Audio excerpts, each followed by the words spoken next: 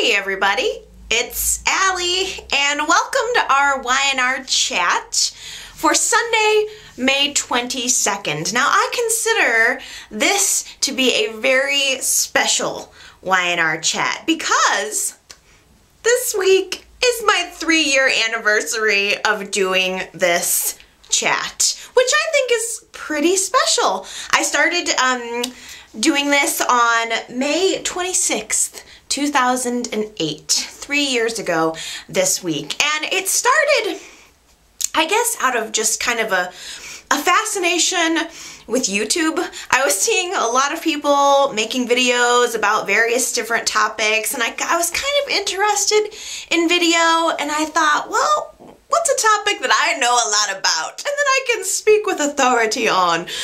It was just The Young and the Restless made sense. I had done a lot of, posting on message boards and stuff back in the past, but at the time I didn't really have any community to talk with anybody about Y&R, and it was kind of sad. And so I thought, you know what, this is where my passion for Y&R and my new interest in video meet. And here I saw that nobody else was on YouTube doing these types of videos, and so I thought this would be a really cool new venture for me. And I've gone through a lot of different phases in those 3 years. If you haven't seen some of my old videos, or if you're just listening to this podcast right now, then you should definitely go back and watch them, because they are hilarious. I have to say, I've gone through a lot of different styles. I've had a lot of different hair in 3 years, a lot of questionable outfits.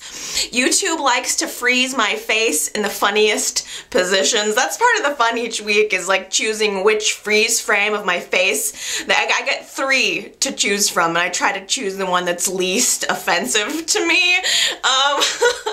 And just a lot of things. I've learned a lot about just editing these videos, and I've gone through a lot of different formats. There was a time when I just kind of freestyled it. I did it on my webcam for a while, and just, it was not very tight. It was just kind of me blathering on for a while. For a while, I posted on Sundays and Wednesdays. For a while, I had a lot of lighting issues. I feel like I've got the lighting under control now, and just all in all, I feel like I've hit a groove. I've got a good kind of format for doing this, and I really look forward to it every week. It's to the point now where it's pretty easy for me to just sit back, relax, and chat with you guys. And at the beginning of 2011, I started also recording this as a podcast, and I've met a lot of really interesting new people that way. So it was like, as my kind of community on YouTube grew, I met a ton of people that way, and then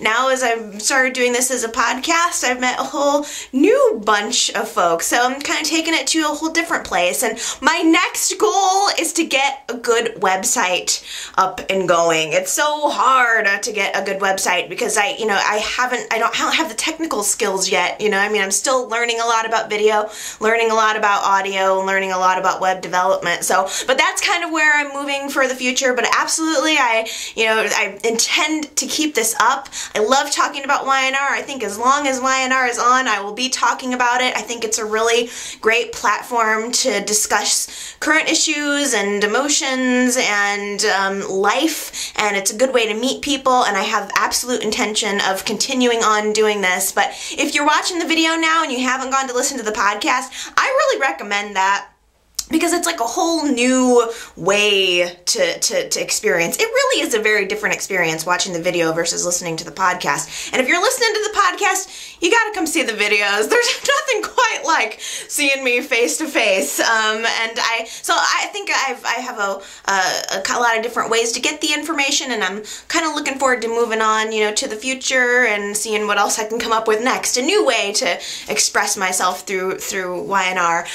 And again, like I said, I think the very best part of all of this is getting to connect with you guys. That makes me so happy. Every time I see a comment, every time I get a subscriber or somebody leaves me a review on iTunes, it totally perks me up. It makes me really happy, and I wanted to give you guys an opportunity to feedback with me this week. If you guys want to give me a call and wish me happy anniversary, that would mean a lot to me. I know there are a lot of people that have been watching for the entire 3 years and have been chatting back with me. So there are a lot of you that I've known for 3 years. That's not small potatoes. I think that's a pretty big deal. So I'm going to give you a telephone number in a minute. I'm going to give you a chance to get a pen or something to write it down.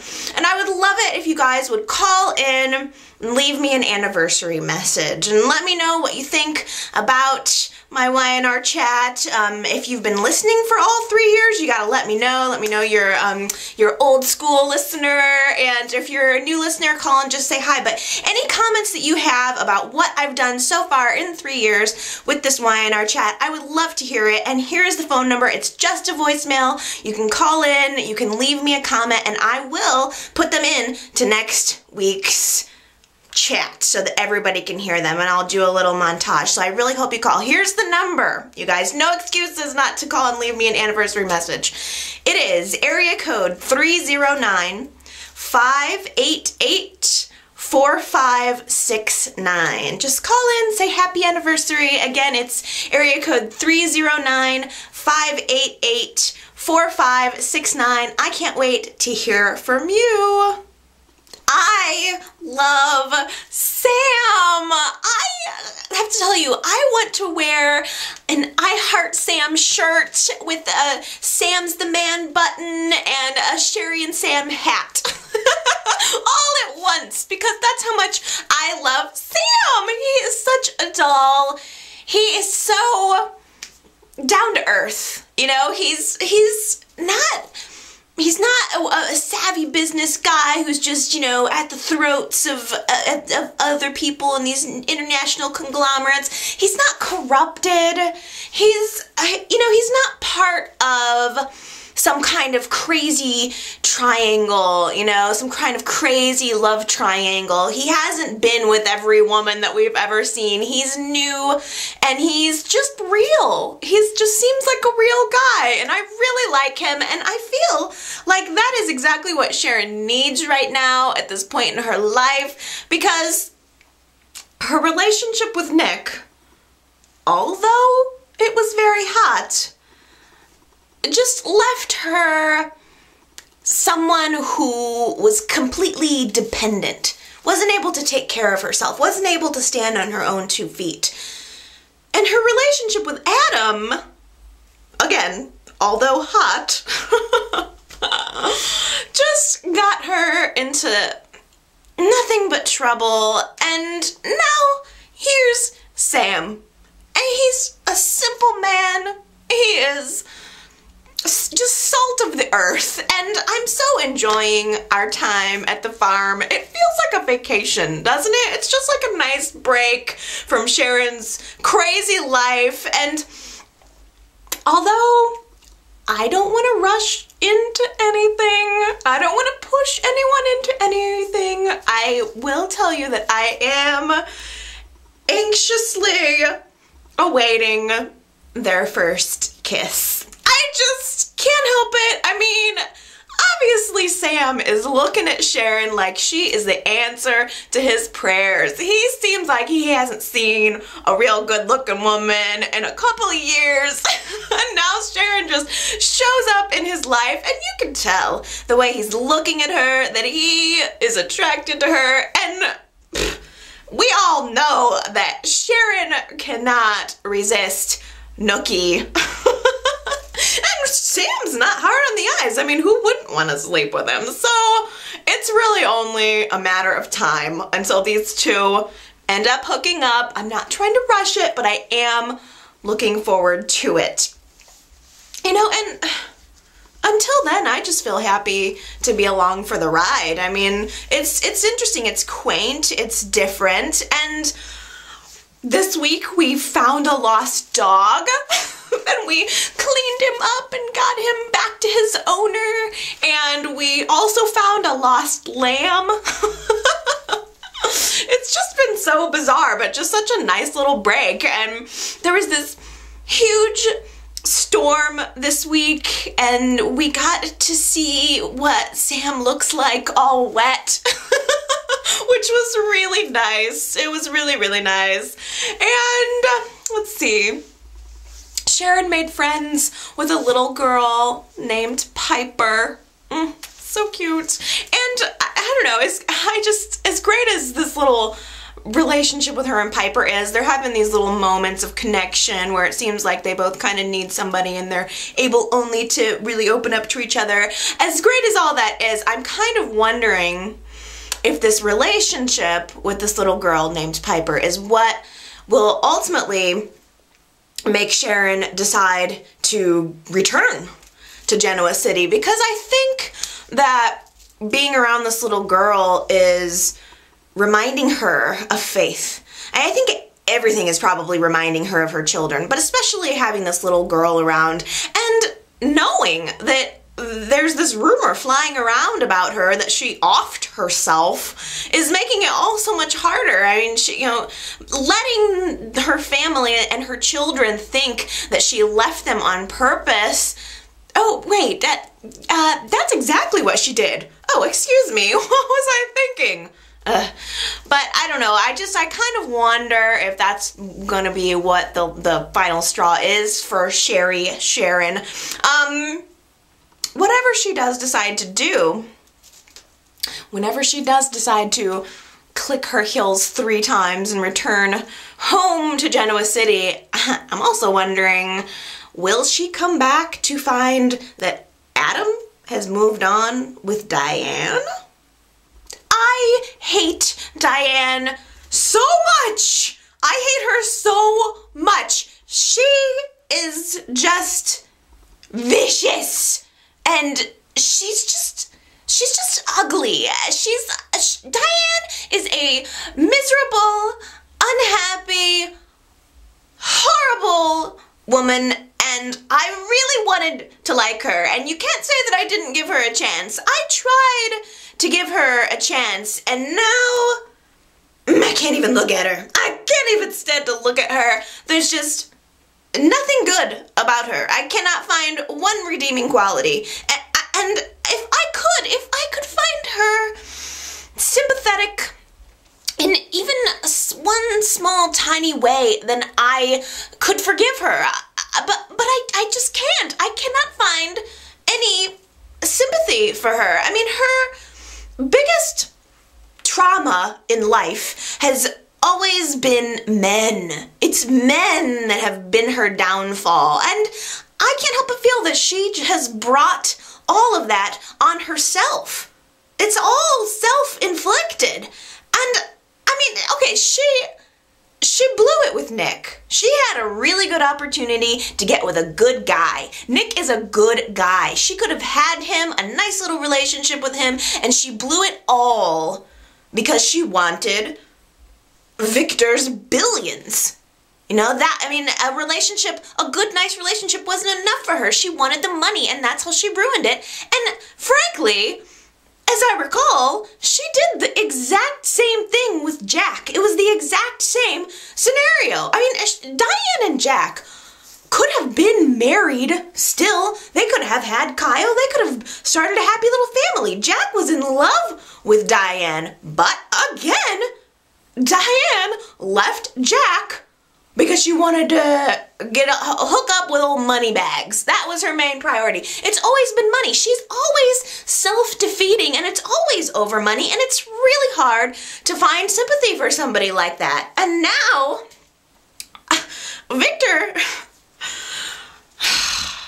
Victor has just used her up and tossed her aside, and I feel like that's exactly what she deserves. I mean, Victor found out about her little meeting with Tucker, and as soon as he did, he had her thrown off the ranch quick. It sounded like it was going to be an amicable little annulment there for a minute, but it quickly turned very ugly. He threw her off the ranch. He swore that she would never get a dime from him. So now, I mean, Victor was her husband and her employer. She has no home, no job. You guys, Victor even took her jewelry away from her. She got into one of her bags to try to find her jewelry, and she's like, my jewelry is missing. Victor's standing in the background going, I know, I took it, and I want my engagement ring back. like, literally, he stripped her of everything, which she totally deserves. I'm having a really, really hard time here. Diane makes me crazy. And it's not that I can't see the irony here. Believe me, I can see the irony here with Victor.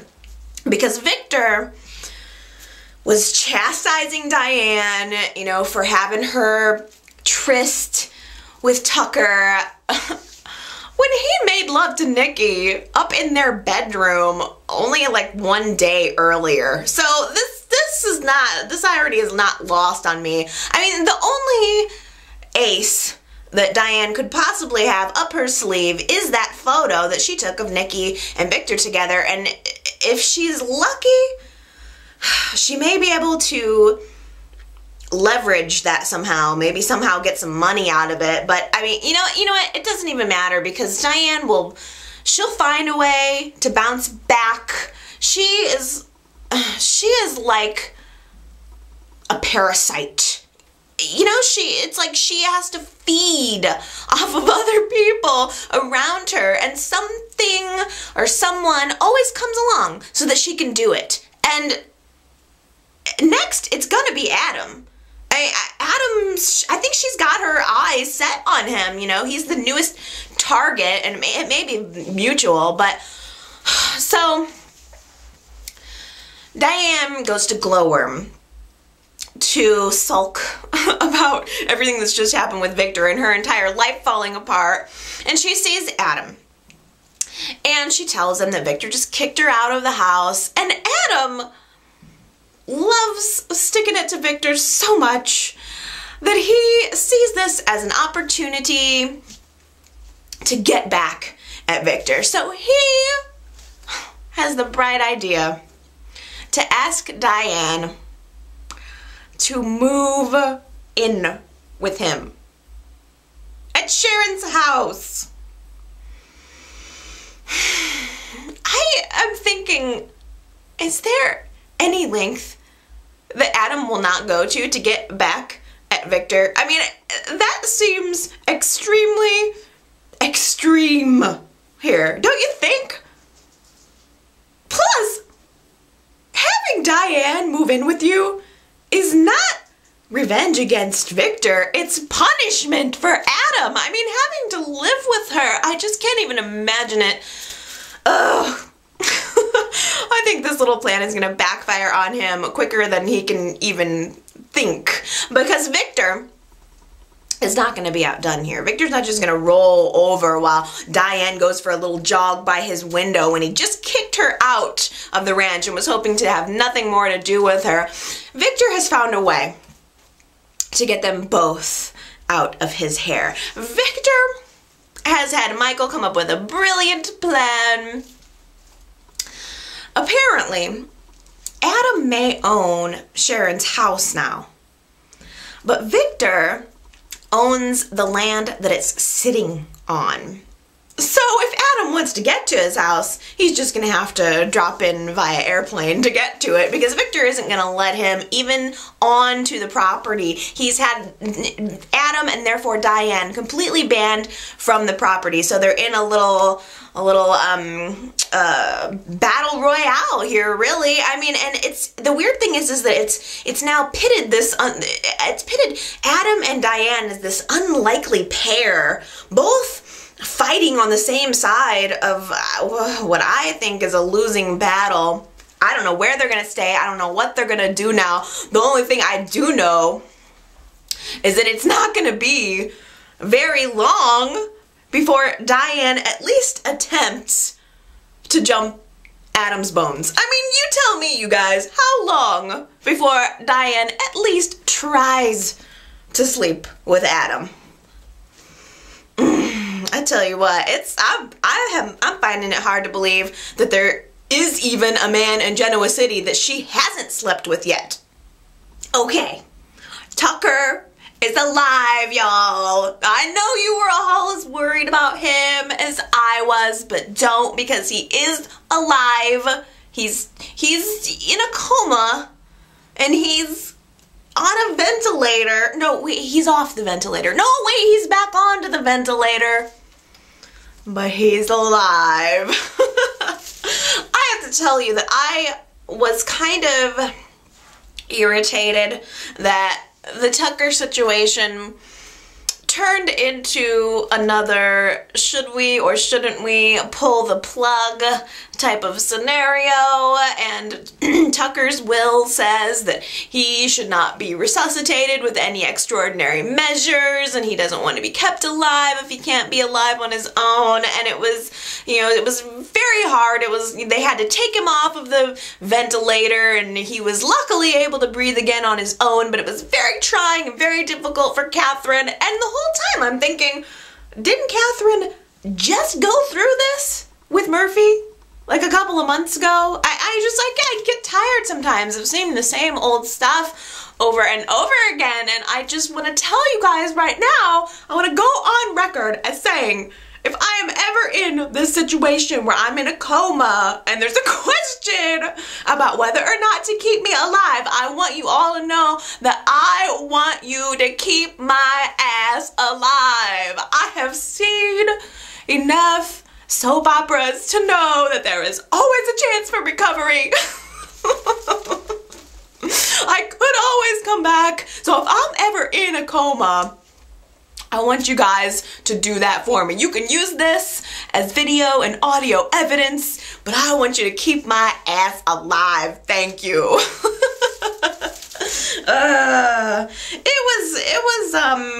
It was trying, it was tasking, it was difficult to see all of this going on. I mean, really the only good thing to come out of all of it was that there was lots of Catherine time. Lots of Catherine time this week. She was praying by Tucker's bedside. You know, she and Tucker have been on the outs for several weeks, and at the very last moment last week she started having these second thoughts. Murphy convinced her to go to Tucker and try to make amends and make things right. Then he gets in this accident, so now Catherine has all of this guilt. So we got to see Catherine's like heartfelt, absolutely heartfelt bedside speech to Tucker, which was amazing, and we got to see always my favorite Catherine talks to God scenes this week that I thought were really good. So I mean, those were happy moments for me. And I have to also tell you that I am always spoiler free, as you probably know. I don't read spoilers. I intentionally don't see spoilers, and I thought this was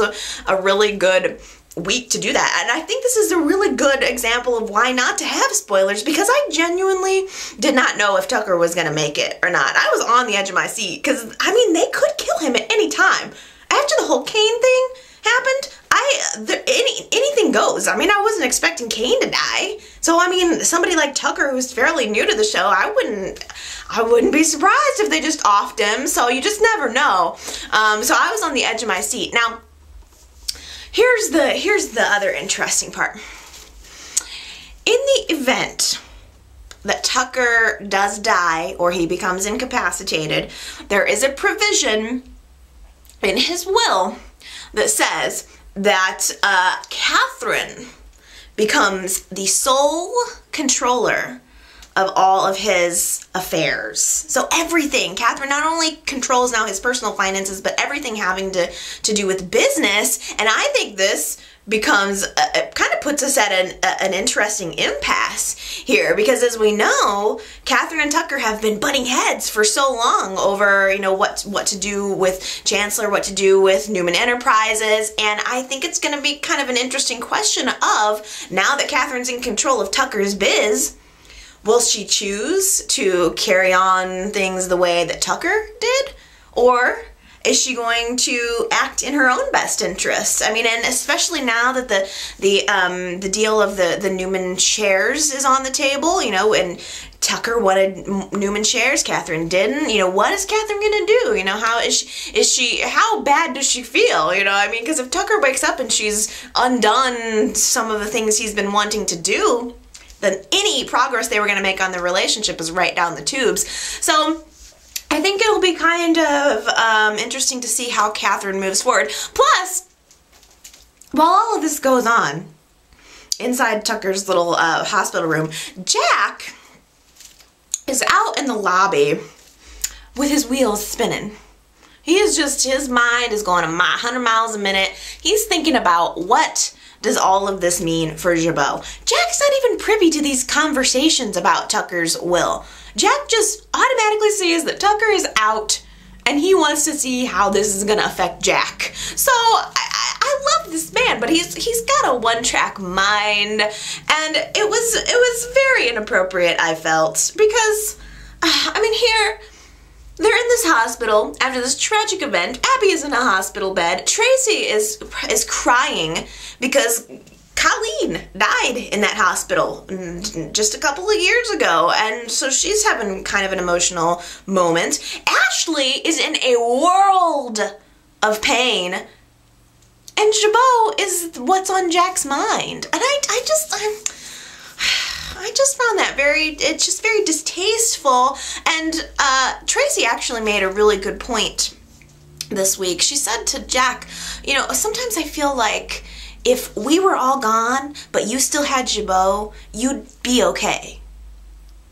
Which kind of rang true, you know? I mean, it almost seems like, you know, Jabot means more to Jack than everything else. Or, you know, it's everything else just seems like lip service. It's the one thing. I guess I don't agree. I don't think that Jack doesn't care about his family. I think that Jabot is just the one thing that Jack wants that he can't have. It's that elusive, dangling carrot that he just can't have. It's every time he reaches for it, it gets yanked away. So I understand where he's coming from, but it was just so inappropriate. He actually approached Ashley saying, hey, if you need some help, I'm here to run Jabot while you're gone. Oh, it was so inappropriate, I thought. And, here's another twist that we all didn't see coming. So Tucker also included a provision in his will that says that he has a long-lost son that he had apparently been searching for but was unable to find. And now if this long-lost son comes forward, he also will be a benefactor in Tucker's will. Long-lost son? Tucker has a son. So there you go. Tucker has a son. I have no clue where that came from. It was a very big surprise, and I think it has some definite potential. I mean, is it going to be somebody we already know? Or is it going to be somebody completely new? I kind of hope it's somebody new. You know, I want to see a new face, and I would bet you seriously right now that whoever this long-lost son is going to become a love interest for Abby. Guaranteed. I mean, she tried to kill his dad. What could be more romantic than that? Abby's nightmare drunken bender took a really unexpected turn this week, I thought. Here I was assuming that Abby was just going to be in the deepest of deep trouble. And I mean, come on, she set up Tucker to make it look like he was having an affair. That's one horrible thing. Then she drunk drove Ashley to the cabin to see the whole thing. Another horrible thing. And then she runs over him and then nearly kills him. I mean, it's the magnitude of Abby's just deception is almost unfathomable. I mean, the first scenes of this week's show just showed Abby passed out behind the wheel, and Ashley's awake, and she's just freaking out. I mean, seeing her daughter bleeding, knowing that they just hit Tucker, wondering if he's okay, and then just in general freaking out. She's just been in a car accident. You know, she has to have a certain amount of trauma. And the next scene, flash to the paramedics pulling open the car door, and Ashley is in the driver's seat. She has switched places with Abby to save her daughter from, you know, taking responsibility for her actions. I mean, that was very bold on Ashley's part. Would you do that for your own daughter? I'm interested. If you guys have children, would you do that? Would that be your instinct? Would be to switch places? I mean, it was dramatic. It was very, very dramatic. And meanwhile, Diane is sleazing around. She was apparently behind Ashley this entire time, behind Ashley and Abby this entire time, and she saw the whole swerving, she saw the entire accident, and she is none too quick to tell the police exactly what she saw, exactly what she thinks. She has to get her 2 cents in. So Abby, I don't even know who's worse, Abby or Diane. Probably Abby. Abby's rushed to the hospital. Everyone's rushed to the hospital. But Abby has a concussion. She really doesn't remember anything. She's confused. She just can't put the pieces together on what happened. And Ashley is right there by her side, telling her not to worry. She's going to take care of everything. Ashley was driving the car. That's the story, period. So Ashley is full on ready to assume the blame for all of this. And where there's blame, there is Genoa City PD. So this detective shows up, starts snooping around. She's got questions for everybody. She's trying to figure out what the heck just happened. And Diane pops up. I mean, Diane is like hanging around the hospital in just this really creepy way, and she hooks up with the detective and tells her, get ready for this, that she thinks that Ashley hit Tucker on purpose because Ashley must have found out that they were having, that she and Tucker were having an affair. And so Ashley found out and just with jealous rage went out and just hit Tucker with her car. You see, this is why it's so hard to like Diane. She doesn't know what happened there. She doesn't know what the situation is about. She just thinks that the whole world revolves around her, and she's so irresistible that Tucker had to have one last fling with her before his marriage, and Ashley was so unstable that she would just go out and run Tucker down over it. It's ridiculous. Diane shouldn't be inserting her opinion where she doesn't know anything about any of this. And if Ashley was going to run over anyone with her car, it should have been Diane. And again, I mean, it's ridiculous. I'm just totally disgusted with Diane this week. I can't even hide it. She claims that she saw Ashley, even though it was Abby, speeding up toward Tucker. As she got toward Tucker, she was speeding toward him as if to prove that it was intentional. When I clearly recall seeing Abby's foot hitting down on the brake pedal. So I don't believe that Abby was intentionally trying to hit Tucker. I don't. I saw her hit the brakes. I don't know. I don't think she was trying to hit him. That's just my opinion. But Diane sure thinks that she saw speeding up just as Tucker came along. So she's trying to just further, in this detective's mind, this wild and crazy story of a jilted lover. And, you know, worst of all of this hovering around that Diane is doing is what tips Ashley off that Tucker was having an affair. I mean, she thinks, like, I don't think Ashley even started to put 2 and 2 together on it. I don't think Ashley believed Abby's story until she saw Diane creeping around at the scene everywhere, creeping around at the car wreck, creeping around at the hospital. And, I mean, I think Ashley's just like, well, I guess if Diane's there, then this must be true. And so now she believes that Tucker's cheating on her, and Ashley doesn't remember, or Abby doesn't remember a thing. Ashley's just stuck in this horrible situation of having to take this blame. I mean, just everything in Ashley's world starts to fall apart.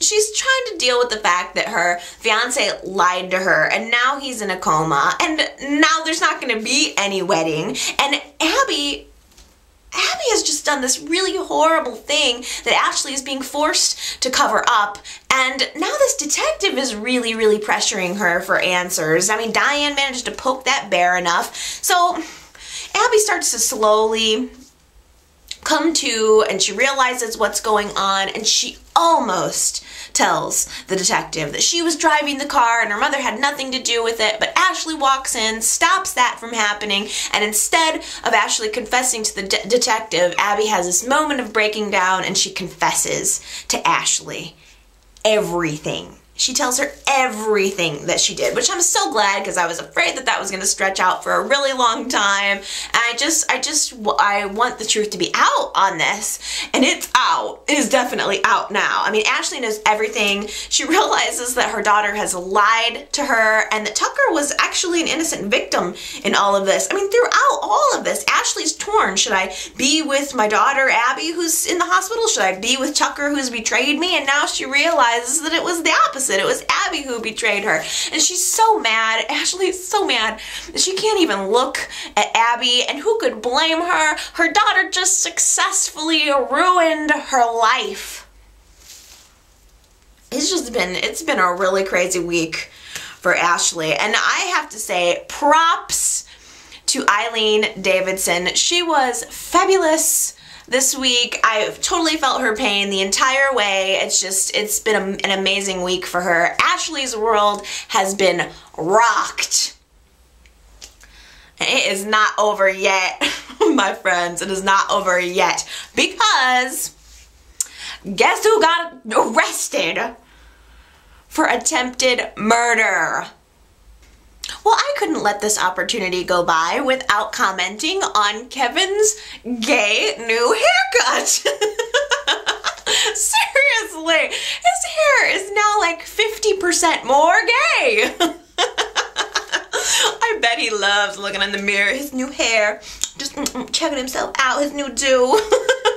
It's like kind of buzzed short on both sides and then puffed out in the front. It's actually more of like a lesbo cut. It's kind of like the faux hawk thing he's got going on. I'm just teasing. It's cute. He's very cute. He looks very handsome.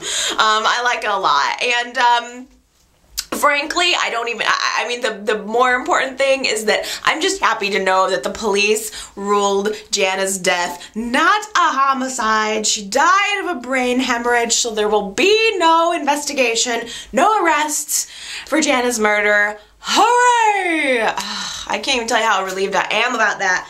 Kevin and Chloe did attempt this week to contact Jana on the Ouija board. They needed to get a little bit of closure, and it was kind of a nice farewell to Jana. So they get out the Ouija board and they're gonna try to contact Jana, but it was really more comic relief than anything. It wasn't very serious. Chloe's trying to help Kevin get closure on the situation, so she pushes the pointer around to all of the letters to spell out goodbye, which is ridiculous because goodbye is one of the only words that's actually written on the board. You don't need to spell it out. It's written on the bottom of the board. Goodbye. She could have just pointed to that.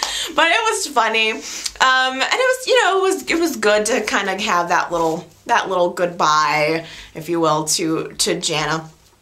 I honestly think it's too bad, though, that the Ouija board couldn't have spelled out to Chloe that she and Billy need to grow up. Because this whole full custody of Delia thing is now rearing its ugly head. Both Chloe and Billy were so close to putting this battle to rest. And then Billy had to bring up about how he thinks that Kevin is a bad choice in boyfriend for Chloe. I mean, Kevin does have a questionable past. If Jana has a questionable past, Kevin has a questionable past. But Billy brought it up, and it just opened up all of these old wounds, and these two just started going at it again, and it was, I'm gonna get full custody, no, I'm gonna get full custody, and it's so easy to see why these two people were like good for a hot minute in bed, but just could never make a relationship work because they're toxic together. Just their personalities. It's oil and water, and it's just a shame, I think, that Delia gets caught up in the middle of all of this, because now we're gonna get stuck with another custody battle that has nothing to do with the child's safety. It's about one thing and one thing only: ego. I think I like bad Kane more than I liked original Kane. I don't even know if that was possible, but real Kane never wore black, and bad Kane always wears black. He only wears black. Look for it. I'm telling you, it's an all black wardrobe. And his hair appears darker too. I think maybe he went a shade darker. He's just, this bad Kane is all bad. He's all dark. He's like a bad, bad boy. I kind of like it. Like, I don't know, he probably rides a motorcycle and likes to have dangerous sex, you know? He's kind of that kind of guy. It's very appealing to me. And I mean, I don't know, make no mistake about it. Bad Kane is very bad. We had a lot revealed this week. Officially, we learned that Bad Kane and Colin are in on a plot. This whole thing is a plot to make Lily look crazy so that they can have her committed and take the babies back to Australia with them. Ugh. So much for Colin turning a new leaf, you know? I mean, just, I was kind of hoping that maybe the death of Kane and his relationship with Jill had changed him, but no, he's as bad as he ever was. Lily is at home having a conversation with Kane at the apartment now, with Bad Kane at the apartment now, and she's thinking that she's the only one that can see him, and Colin stops by, walks right into the apartment. Bad Kane is standing there in the room, and Colin is just pretending like he can't see him. Just totally furthering this horrible, horrible plot, horrible plan. It's so wrong. It's so evil. I feel so bad for Lily, but Bad Kane just seems to be having a blast with this entire thing. Like, he gets to pretend to be in love with a beautiful model. And this week, he totally tried to have sex with her. You guys, he totally tried to nail her. Like, Lily is trying, she's struggling so hard because she's torn between wanting to believe that this is real and seeing Kane and having these feelings and wanting, you know, wanting it to be real, wanting her world not to have been ripped apart. But on the other hand, she knows that she can't let herself lose touch with reality, that this is potentially not healthy at all. And the second she starts to pull away from Bad Kane, he totally put the moves on. I mean, it was like on. He took off his shirt, he crawled on top of her, and he was ready to do it. And Lily was like ready to get ghost too. It was very, very that. Very that. What I'm wondering is, will Bad Kane maybe start out with these bad intentions, but maybe as he gets to know Lily a little bit better, maybe he will realize that he actually loves Lily? Okay, that does it. On that note, that does it for me for this week. But it doesn't do it for you. That's not all for you, because now it's your turn to leave me a comment. So there's a little box down here on YouTube that's just waiting for you. It's an open space waiting for you to leave me a comment to let me know what you're thinking about this week's show. And if you like my vlog, why not share this video? Post it on somebody's Facebook page, or send the link to them, or email it to them. If you know anybody else who likes Y&R, maybe you participate in a forum, post this video. Let other people enjoy our chats. The more people, the merrier. I love hearing your comments. I love getting people involved. I love your perspectives. You always tell me things that I would never possibly have thought of on my own, and that's what I'm looking for this week. So leave me a comment, let me know your thoughts, and I will be back next week to reveal all of my thoughts again on the newest shows, on the newest happenings in Genoa City. So I hope you all have a wonderful week, and I will see you next time. Okay, guys. Bye.